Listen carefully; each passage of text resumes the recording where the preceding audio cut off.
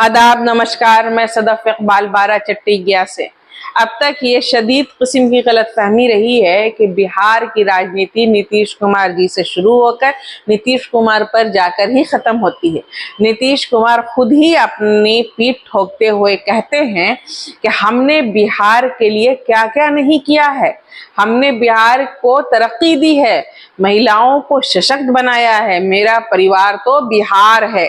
नीतीश जी, चलिए मान लिया आप दुरुस्त करें, तो फिर आप विशेष राज्य का दर्जा क्यों मांगते हैं? आपने तरक्की की तो फिर बिहार सबसे निचले पायदान पर क्यों है? बिहार का युवा बेरोजगार क्यों है?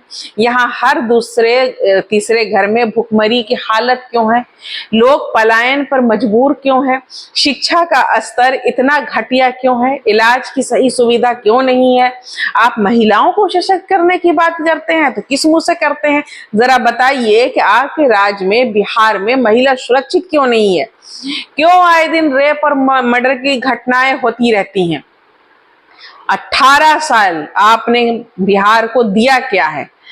आप झूठ बोलते हैं कि बिहार आपका परिवार है। आपका परिवार तो वो मुट्ठी भर लोग हैं जो आपके आसपास, आपके इर्द गिर्द होते हैं और बिहार के तमाम अधिकारी हैं।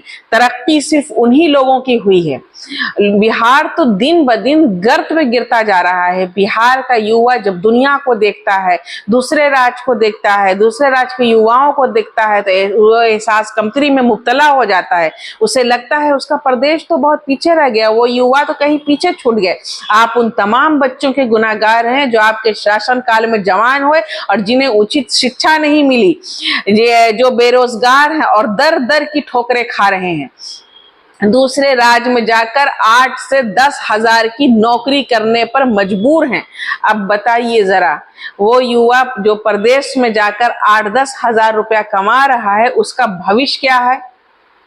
किस तरह वो अपनी जिंदगी गुजार रहा होगा, किस तरह वो अपनी जीविका चला रहा होगा? आपने तो इंजीनियरिंग कॉलेज खोले हैं, मेडिकल कॉलेज खोले हैं।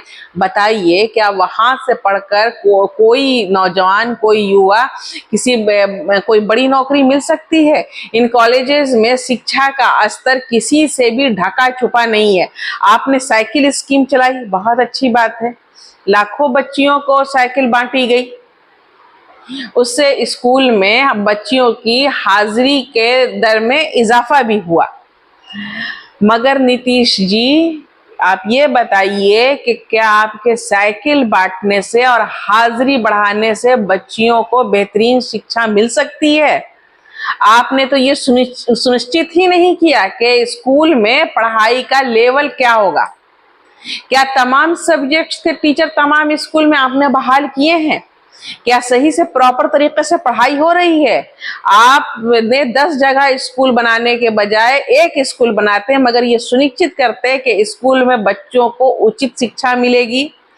आप तो टीचरों को घर घर बेचकर जनगणना कराने लगते हैं, शराबबंदी लागू कराने पर भेज देते हैं। उन्हें पढ़ाने का मौका ही कब देते हैं?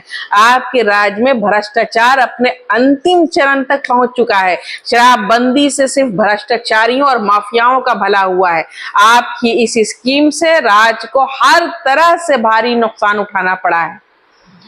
अब नीतीश कुमार बिहार के लिए भारी बोझा बन चुके हैं।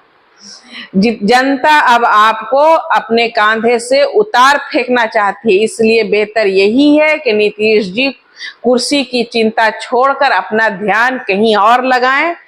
जय बिहार, जय जनसुराज। शुक्रिया।